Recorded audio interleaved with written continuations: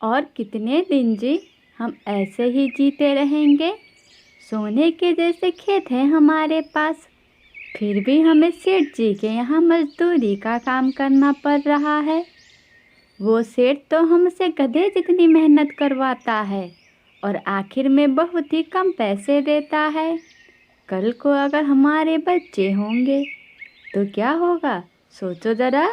इसलिए हम किसी से उधार लेकर भी हमारे खेत में बीज बोते हैं जी। तुम सही कह रही हो, पर उधार मांगकर खेती करना ये सही नहीं लग रहा मुझे।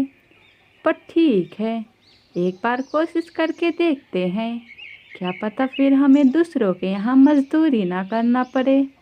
अगले दिन टुनटुन सेठ जी से मिलकर, सेठ जी, आपको तो पता ही है, मेरे पास तो एकड़ का खेत है।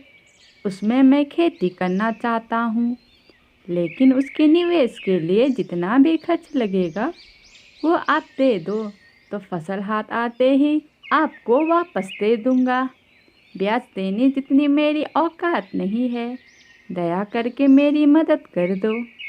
सेठ कुछ सोचकर, ठीक है, फसल के निवेश के लिए जितना भी पैसा चाहिए वो मैं तुम्हें दे दूंगा, लेकिन तुम्हें मेरे पैसे 2 साल के अंदर चुकाने होंगे।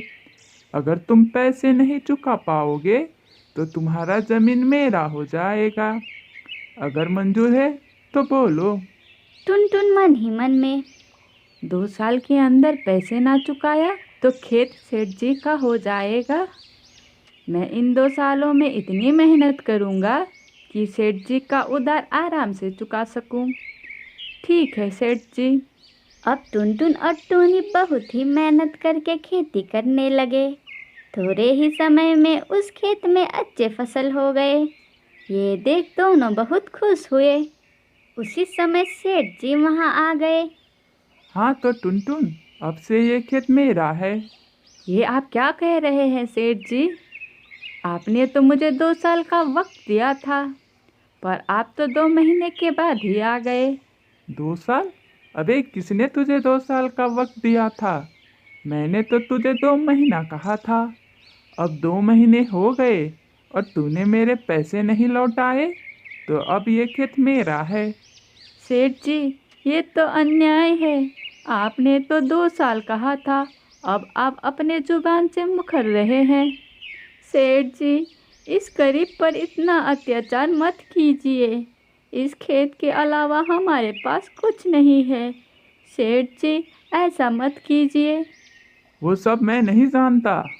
अब से ये खेत मेरा है। चलो भागो यहाँ से। दोनों निराश होकर अपने घर लौट आते हैं। हं, बड़े आए खेती करने वाले। इसको देखकर सब अपने अपने खेत पर फसल उगाएंगे, तो अपने खेत में मजदूरी का काम कौन करेगा? ए जी, अब हम क्या करेंगे? उस सेठ जी ने तो हमसे हमारी ज़मीन ही छीन ली। इससे अच्छा तो हम सेठ जी के खेत में ही मजदूरी करते।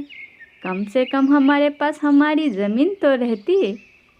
ये सेठ कुछ तो करेगा, मुझे पहले से ही पता था, लेकिन इतना ज़्यादा अन्याय करेगा ये मुझे मालूम नहीं था। अब जीवन गुजारने के लिए कुछ न कुछ तो करना ही पड़ेगा। फिर टुनटुन कुछ सोचने लगा।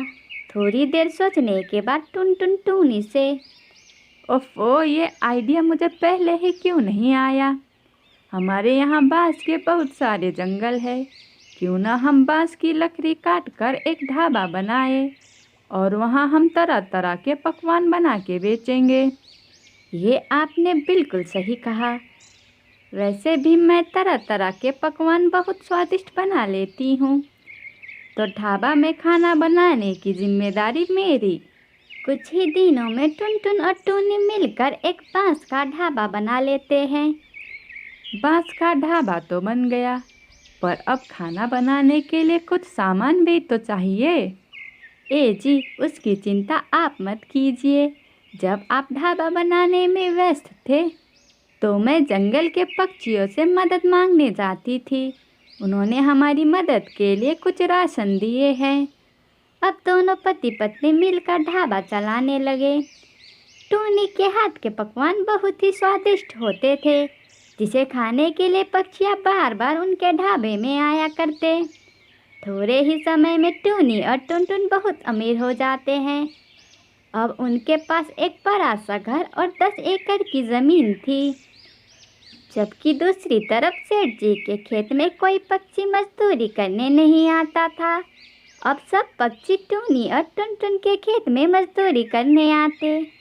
टूनी और टुनटुन पक्षियों को मजदूरी का अच्छा खासा पैसा देते। ये देख सेठ जी अब मन ही मन पछताने लगते हैं।